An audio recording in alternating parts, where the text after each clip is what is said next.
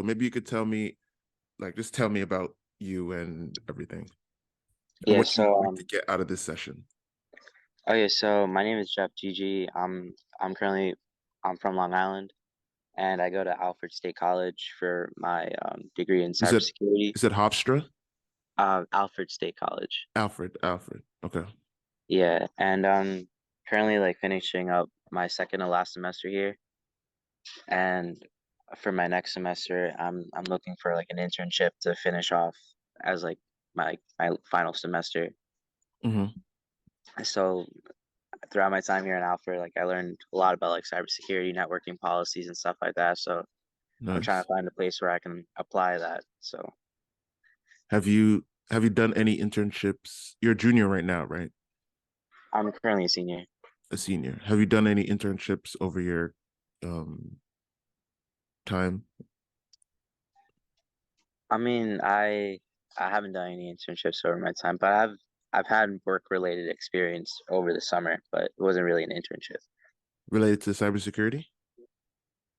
It was more like help desk. So Okay, like IT. yeah, in the same ballpark. Okay, nice. That's good. That's Yeah. great, actually. Um, and then have you been applying for you're looking for an internship after you graduate or a full-time job So this is like in the fall cybersecurity? semester, which Yeah.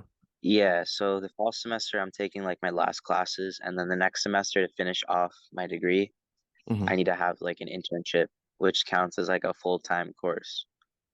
Oh, during the So semester. during the spring semester, yeah. Interesting. Okay, Yeah, that makes so sense. Have you been applying? yeah, I've been applying to multiple places, but I heard like five or six places got back and then went through the interview process and then they said they didn't have like the resources or the bandwidth. So still searching. All five places. Yeah, Um, all five places said they don't have the resources or bandwidth or for an intern, yeah. but they still interviewed you. They still interviewed me, yeah. Hmm, that's a bit odd. Why would they interview you if they didn't have the resources to support an intern? But that's Um yeah, it's frustrating. Like I was so close to yeah, getting one like 2 days ago and then they said, "Oh, we don't have the resources. Sorry for wasting your time." And I was like, "Ah." So, that's crazy. Okay, so I guess out of how many places you've applied, how many have gotten back to you? so and I've applied to like 20 to 35 places and I've heard back from 6 or 7. And Okay, that's then not bad. uh, yeah, and then most of them said like, "Oh, like we already like fulfilled like an intern or we found somebody already Right, or thank you for applying, but you didn't fit our criteria." right. So that yeah, it's That's kind of where most I'm of the at ones that right didn't now. get back to you. The ones that did, like you had six people at least want to interview you, and then the rest Yeah, said that like, oh, they filled their quota or they you didn't fit the criteria. yeah. Okay. So I would say that's not bad. It's that so I guess I'm asking these questions because it kind of lets me know where your resume is at in terms of expressing Hmm. your experience. So it sounds like you have some IT technical experience. Your resume is decent enough such that, five or six companies out of the gambit of companies you applied to got back to you. So that's a good sign. Um, I would definitely recommend, continue applying to jobs and all that stuff. Like, there was a point in time when I was in college, I had the same experience where I wasn't getting the jobs, but I literally made applying to companies like getting a job. I made that my job. So, whether I was in class or between classes, I'd, find jobs on Google. Like, I mean, I'm in the software engineering space. So I'd Google like software engineer internship. And like every single day, I probably applied to like 5 to 10 jobs every day. So it definitely amounted to like at least 100 jobs, if not multiple hundreds of jobs. So that's good. Have you been doing networking? I mean, Well, when it this is comes to like career networking. events and stuff, Yeah, but continue. Yeah. okay, yeah. I mean, I have been networking and you know I've been using those resources as well, but I haven't really, what do you say? I haven't really found the one yet. So What types of networking have you done as opposed to, outside of just reaching out to people you know? You said career events, anything else? yeah, career fair events. I've introduced myself to people at weddings and stuff like that, or just like at work. Right. So I've been taking those opportunities as well. Have you ever considered meetups? Meetup.com? Um, no, I haven't. Yeah. I definitely recommend checking that out. When I was in your position, I I mean, there was a couple facets of networking that I leveraged. One facet was just the people that I know. So kind of what you're doing, you reached out to your father knew my mother, and she reached out to me. She knew what I was doing, and she made that connection. So now we're talking, and I can give you insight. And I'm sure you've done that. You said with weddings, things of that nature. That's one facet. The other facet is whether in like similar spaces with people that you don't know. So Meetup is one example of that, where they actually have groups where they might do weekly or bi-weekly meetings, where people just come together with like-minded individuals. So I went to like a bunch of like Black software engineers in New York City meetups, software engineers in New York City, different things like that. When I was in St. Louis, Missouri, like ETL, like just different Spring Security in Missouri, like different things like that. So I'd highly recommend checking out some meetups related to the niche that you're involved in. Um, ooh, are you frozen? Ooh, can you hear me? Yeah, I get you. Okay, all right, good. So yeah, I definitely recommend that. I also I'd use the hackathons a lot. Have you heard of a hackathon before? I've heard of them. Yeah. Yeah, those are honestly, those are, in my opinion, one of the best ways to network, because one, you're actually doing something that you could put on your resume. And there's oftentimes recruiters at companies who are looking to hire people who can do the things that a hackathon requires you to do. And yeah, like you're actually building something that is yours. So I think those are really good ways to get networking in. I'm in the software engineering space, so that's big there. But I'm sure in the cybersecurity space like they do like competitions where you're trying to hack like a website or something like that. Different things like that. Like they exist. You could just it's a Google search away. And if you go to one of those events, you'll meet a bunch of people, like-minded people doing the same thing. You can share your journey, all that stuff. Um, and there's also digital networking. So like LinkedIn. Do you have a LinkedIn? Yeah, I do. Do you have it updated with your information? Do you post? Yeah, I do have it updated with my information. Okay. Do recruiters hit you up on that? I mean, I apply to jobs using that, but not really as of right now. And you post? I mean, I don't really know what to post though. Yeah. Yeah. So for example, let's say you went to security engineers of New York City meetup, and you went, these meetups are free, right? They're not like you don't have to pay for them. They only cost, I guess, your time, right? So let's say you have a weekend that you're free, Saturday morning, you go to security engineers of New York City meetup, and you have an interesting conversation about um, security attacks on front end websites, or I don't know, like physical security in networking spaces. I don't Whatever the conversation is, you could actually post that on your LinkedIn. Maybe you even took a little video of it or a picture of you and the people that were at the security meetup. You could post that on LinkedIn, push some hashtags, and just tell people, just put it out there like, oh yeah, I'm a security engineer looking for a job. This is what I'm doing in my free time. Recruiters love that. I'm telling, like, and when you get to a certain point with your LinkedIn, you really don't even have to apply to jobs anymore, because they'll just come to you. I'm telling you. I'm working at Amazon now. I never applied to Amazon. I did not apply to Amazon. They reached out to me on LinkedIn. They, got my contact information because, I make it available like the same way you have my website. You're able to contact me.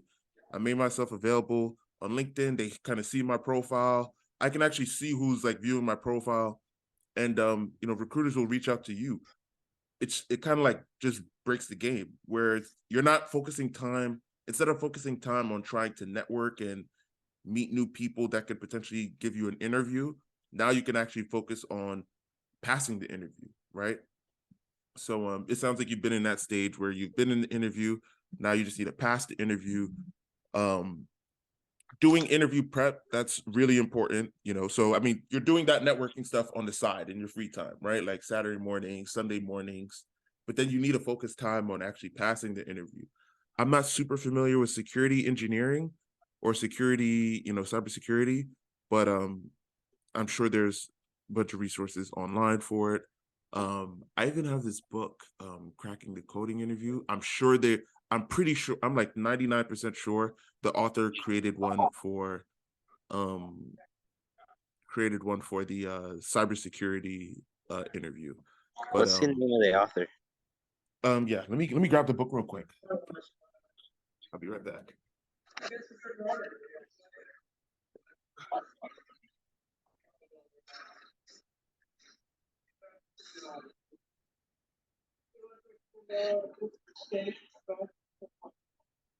Okay, so this is the book, Cracking the Coding Interview by Gail Lackman McDowell.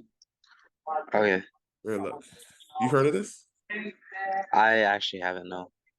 Okay, but she has so she has Cracking the PM Interview. I'm sure there's a security one, but I would look into that, look into some online resources, and then whatever the company that you're interviewing at, let's say you get an interview, like you're doing all this networking, all that stuff. You're having conversations with recruiters, having conversations with decision makers. Before you have, let's say you schedule an interview, before that interview comes, you need to be an expert on what that company is all about. You need to be looking at their about page, look at the company's blog. Let's say it's Facebook, right? Facebook or Amazon. Let's say it's Amazon, right? Before I interviewed at Amazon, I made sure I knew everything about Amazon. I'm like, okay, Amazon, what are their leadership principles? Okay, da da da da da. Okay, what's the most recent innovations that they're doing? Okay, because you want to come with questions to an interview as well. So become an expert with the familiar questions that they ask. Glassdoor I'm sure you've heard of Glassdoor. Yeah. Right. So Glassdoor, in the software engineering space, there's a tool called LeetCode, which shows you past interview problems. But Glassdoor does the same thing. Like you can see past interview questions on Glassdoor for whatever role that you're looking up. So familiarizing yourself with the interview questions, because once you get the interview, you want to make sure that you hit on that interview. So and then even if you don't hit on that interview, let that interview be experience for the next one. So did you have like the same experience in college? Like you were applying and you never really heard much back? Oh yeah, for sure. I actually Oh, even wrote this article that talks all about that. But like, yeah, man, let me see if I can find it. Do I have I want to share this with you because yeah, like I recently wrote this article here. Maybe I'll even share my screen real quick. Here, okay. Let me share my screen. Okay. Can you see this? yeah, I can see it. Yeah. So yeah, I mean, this article I wrote talks all about it, but it talks about some times that I switched companies in tech. One of the times I switched companies in tech was when I was doing what you did, where I was doing IT work, and I was at Con Edison, and I was like, I want to get a job in software engineering. I don't want to do IT. But when I was applying to internships, I was in a maybe even a worse position. Like not a single software engineering role company or whatever got back to me.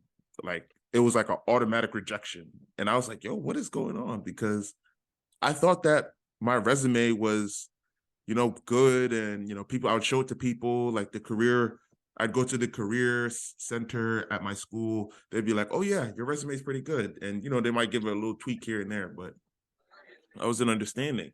But it wasn't until I actually spoke to people doing the job that I was trying to get, meaning software engineers, in your case, cybersecurity engineer or whatever the title is. And they like ripped my resume apart. And at a point, I was like, okay, I understand. Like, I'm kind of tunneled as an IT person, not as a software engineer. So I need to be able to basically switch my whole profile from IT person to software engineer. So I was working at Con Edison as a IT intern slash fellow or whatever. And, it was a good setup, but then I ended up deciding to just quit. And after that, I started looking at some other things. Like I bought a Udemy course so I could learn some, I wanted to build up on my technical background as a software engineer. So I wanted to, start building projects that could demonstrate my software engineering practices. You could leverage the same thing for cybersecurity, which is why I was saying hackathons, right? Hackathons, or a fake like hack into Google or hack into Facebook, those little competitions or whatever. You do some of those. Maybe you have some certifications that you might do in cybersecurity. I don't know all the intimate details, but I know there's something in that for cybersecurity. Focus on that, building your resume. Because if you're not, like, it sounds, I didn't recommend necessarily building your resume because it sounds like you're getting interviews for cybersecurity. But if you're not getting, if you want a higher percentage of companies that you apply to reach back out to you, you need to make sure your resume is even stronger than what it currently is. So, there's a little bit of background sound coming from you. Okay, I'll just mute you real quick, okay, Jeff? And then maybe you can unmute yourself when you want to talk. Okay. But yeah, basically, yeah, I started networking heavily because with working at Con Edison, I didn't really have the time to focus on the software engineering aspect. So, building on your career, building on your portfolio, and adding stuff to your resume. You could do that through hackathons, projects, doing networking heavily, meetups. And if you realize, I'm just kind of saying stuff that I wrote in this article to you, like the first 20 minutes of this conversation was just that. Hackathons. And then eventually I was able to get another internship that was closer to what I wanted to do. And then that landed me my eventual software engineering internship at MasterCard. So it was a whole process. So, I can even send you this article if you're interested. But yeah. Any yeah. Does that answer your question? Yeah, so I guess like after like reading that, like the thing is like you're right about that. Like I went to like career centers and stuff like that, and then like other than like minor tweaks and stuff like that, Mm-hmm. kind of just in that stage. So I do you think does it get easier after you get land your first internship and you're able to get experience? Oh my gosh, it becomes so much easier. Uh, Getting into the industry, that's the hardest part. Then once you're in the industry, it's just building yourself, leveling up, all that stuff. But once you're in the industry, it should be, assuming you're firing on all cylinders, it should be a lot easier because you actually have experience now. You're someone with experience trying to apply for the same roles that someone who didn't have experience in those roles. So, it should definitely get easier. And really, if you get that internship, hopefully they give you a job offer. And if you get a job offer from that internship, you could potentially leverage it.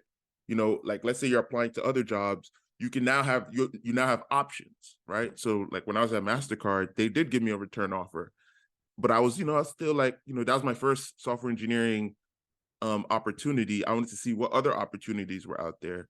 So I'd gotten the MasterCard software engineering internship, but then I was also looking at other places like, I got offers from a bunch of different companies. I don't want to say all of them, but I ended up working at Etsy instead of MasterCard for full time right out of college. So it should get easier. Gotcha. Yeah, I mean, sometimes I feel like the timing wise, like, is it true like after like Thanksgiving or like the application deadline for interns kind of closes up after Thanksgiving? Yeah, I would say so. It like you can always there's always companies hiring. We have the internet, so you'll find something for sure. Like there's always application. You should use Google, ZipRecruiter, Indeed. Use every platform. Plus you're networking. Plus you're doing everything right. You're doing ands. But yes, typically towards the end of the year, that's when there's maybe a hiring push before the holidays, and then once the holidays comes, it's probably like a little bit more. They're not hiring as much until maybe the next year comes around. But that doesn't mean you should stop looking. You should continue looking all the time until you get something. Gotcha. Would you recommend USA Jobs as like a pretty good site as well? I've never heard of it, but I would Okay. recommend everything. Like Okay. because it's like your full-time job. So it's like you're trying to it's also when you're applying online, it's a numbers game.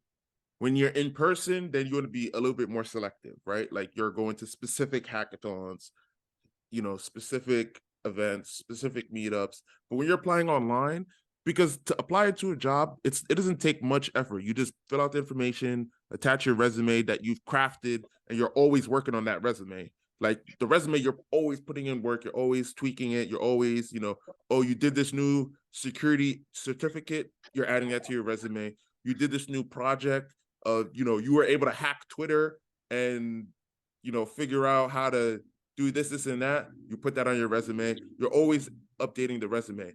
But when you're applying to jobs, it's like literally, you could autofill, use Google Chrome or something like that. Autofill all the fields, submit resume, upload resume, submit, and just carbon copy. Because most of these software, like most of these companies, when you're recruiting, they have software in between the website and the actual recruiters or hiring managers that read your resume. So you have to get through the software first. So it's like, you don't want to spend too much time working on one application where, I mean, this also personal opinion. You don't want to spend, I don't like to spend too much time working on a single application where it might not even get read by a real recruiter until it gets past their filtering software, because the software will read your resume, say, oh, okay, this is probably a good candidate, this is probably not a good candidate, and then only the ones that get through the filter will the recruiter read. So I'd apply everywhere. It's a numbers game. Gotcha. Thank you for your input. I guess it's welcoming to hear that, it's kind of just like a situational problem with Yep. most college people. So Oh yeah, for sure. Because like if you think about it, especially if you don't go to like one of the brand name schools where like the companies come to you, like if you go to Harvard, MIT, Yale, the companies are coming to you, right? They don't care if you don't have experience. You went to Harvard, you went to MIT, so they just want to get you just off of that. If you come from a school that maybe doesn't have as much of a brand name, then you have to do a little bit more work. And I've spoken to, like, I was talking to this recruiter, like it's actually my friend, not like a recruiter that I was like talking to for recruiting purposes. But they were just telling me about their job. They work at like a big bank or whatever, and they were telling me that they were traveling to like Chicago and a couple different areas. And I was like, why are you traveling? Like, why does the job have you traveling there? And they're basically telling me that they were hosting events at big schools like Northeastern, at NYU, at some school upstate that's like really well known. I think it's Cornell, but they're hosting events at specific schools to hire specifically from those events. So it's like if you're at a school like the one, I don't even remember the name of the school you mentioned, but that's like the point, in that a lot of these companies, they're not even checking for some of these other schools, even though you may be learning the same content. So as a result, you have to do a little bit more work in terms of networking, in terms of, just getting that first gig. Once you get the first gig, it doesn't matter if you went to MIT or if you went to, Brooklyn. I went to Brooklyn College in New York City. If you went to Brooklyn College, it doesn't matter after the first gig. Now you can actually, you can stand on the merit of this is what I've done. Like you can actually look at your resume and it can stand up against anyone else. There's people I know I went to high school with, went to MIT, Harvard, this and that. And I'm in the same position as them, if not better, because, I did all that networking and this and that. And I didn't let the school that I went to and the difficulties that I experienced upfront, like you're experiencing with getting that first internship, that first job, to deter me from persevering. Gotcha. So I'll definitely start applying to every single thing that I see. Also, another thing is, do you think letters of inquiries like work a lot better than just filling out um applications for internships and stuff like that? Letters of inquiry Like, to like a hi, specific yeah. hi, my name is Jeff Gigi. Like, I go to this and this college, and I was wondering if you guys are taking in interns for the next semester, and then I think yeah. I think those work. I've done a bit of that in my past. But the thing is, the difficulty is sometimes you don't even have an email address to, send them to. But yeah, I mean, I think, if you're on LinkedIn, I definitely think you should, try that. I would try, like, for me, it's not a question of this or that. It's a question of this and this and this and this. Like you're trying every single approach. And then one of them is bound to stick to the wall. You know what I'm saying? So maybe with the, like a cold approach, quote unquote, that's really what it's called, like a cold approach, like, just messaging someone with no prompt. I might try to make it very direct and to the point, introduce yourself real quick and then say, hey, I'm, interested in how I might be able to serve this company. I have this skill set and I, saw this role and this is my resume. Like, I think I'm a good candidate for this. I'm a hard worker, just be quick and straight to the point, but it's a cold approach. So, it may work, it might not work. So you have to be open to that.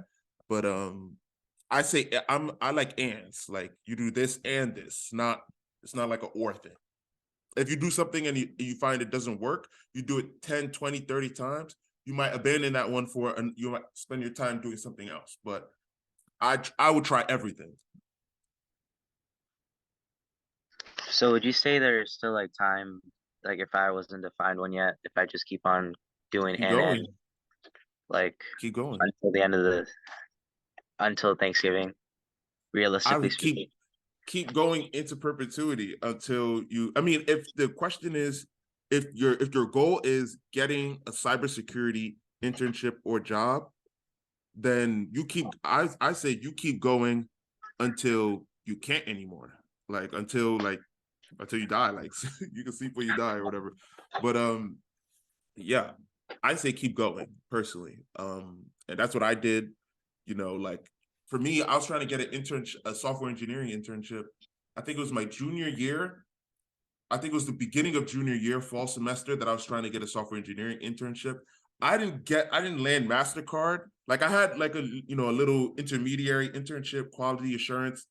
And you could read about it in the article maybe in like January or February, but I was still like, I need to get this software engineering one for the summer. Right. So I was still applying and trying out roles and all that stuff from fall semester. So that starts in August, September of one year up until I think it was April or May that I'd gotten the offer from MasterCard for a software engineering internship that would have started in June. So I kept going. I would say keep going and persevere. Gotcha. Because once you stop, then let's say a role comes out the day after you decide to stop trying. And then, they fill it with someone else. I say keep trying, keep going to events.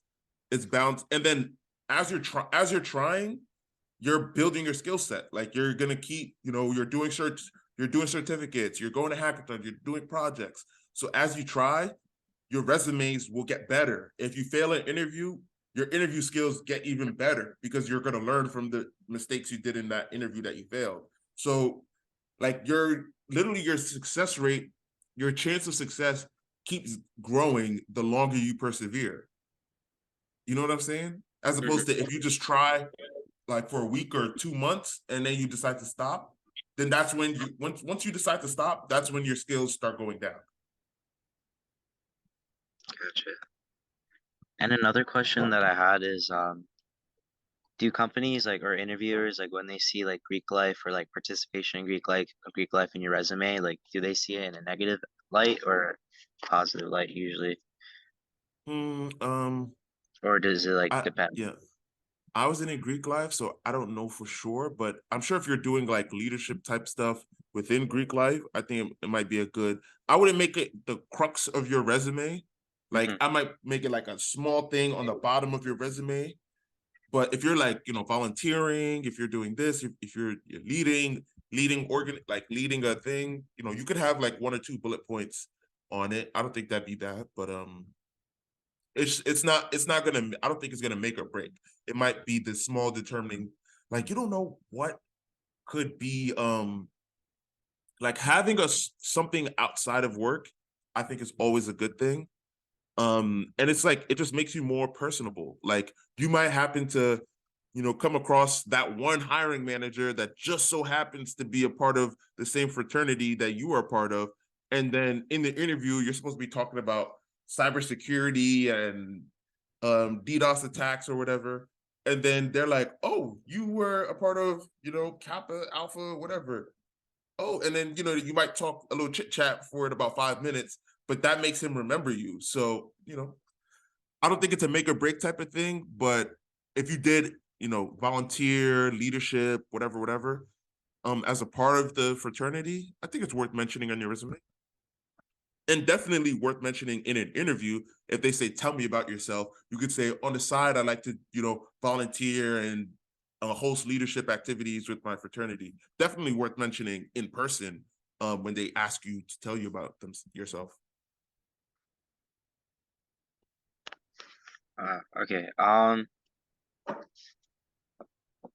Well, I appreciate you giving me the motivation that because I was like after like my last interview, I was kind of like a little bit down. I was like, yeah, it seems like nobody wants me. But as you said, it's like a numbers game, so you just Yo, gotta keep on trying. So you have to. Like, you don't know how many interviews I have failed. It's like crazy. Like, and fun fact, there's not a single place I've worked full time that hasn't rejected me before. So even if they reject you now, they could still hit you up later and say, "Hey, we're interested now." So you never know. Like with Etsy,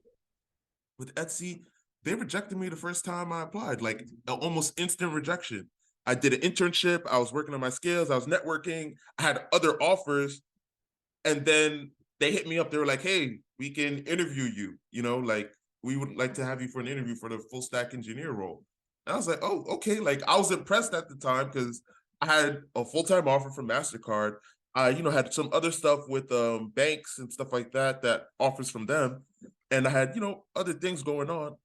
And they hit me up for an interview, and turns out we worked, and I was working there for almost 3 years. I wrote an article about that on my blog too. Same thing happened with Amazon. I originally applied to Amazon as an intern back in college. Didn't do good on the interview. Okay, boom. 1 or 2 years later, come around. Applied again for full time. Didn't do well, and then eventually they reached out to me. Um, and they reached out to me at the end of the year when I was applying to and interviewing at companies the entire year. I was doing bad on interviews the entire year, like with top companies, like the top companies. I'm not even going to say the names, but top companies doing bad on interviews the whole year. And then at the end of the year, there's two companies, Amazon and another company that I was just so sharp for. They reached out, and I was like, all right, bet, let's go. I was already ready because I failed so many interviews the entire year. November, December come around. The two companies reach out. I'm interviewing with them. I'm hitting all the interviews out of the park. And then Amazon, both companies offered. Amazon, I told Amazon, hey, I have another offer. So da da da. They were like, they hit me with like, that more than even the highest amount that I expected. So you never know how it's gonna work. You know what I'm saying? Like you have to you have to persevere. You literally have to persevere because you never know when, the timing configures, and if you decide to quit too early, then it's like you just missed out on it. Wow. Yeah, you're absolutely right. Because if you kind of just quit and then the timing just happens to be there, then you missed out on an opportunity. I'm So, saying. all right. Um, do you know, like at Amazon, like or currently if they're like accepting interns, or do you know what that looks like? Or I don't know the process, but I'm like 99% sure they're accepting interns. So we can I have to, do something after this, but definitely reach out to me. If you go to Amazon's jobs website, amazon.jobs or something like that, Mhm. if you see a role that you think you qualify for, you can send me the link. I could give you a referral and see how you do in that process. So we could definitely do that too if you're interested. Okay, gotcha. Thank you so much for your time, Mr. Chuma. It's my pleasure. Good luck with you in the process and all that. Keep applying. We'll do the referral, but don't count on only Amazon. Keep going. Every company, because you just need that first one.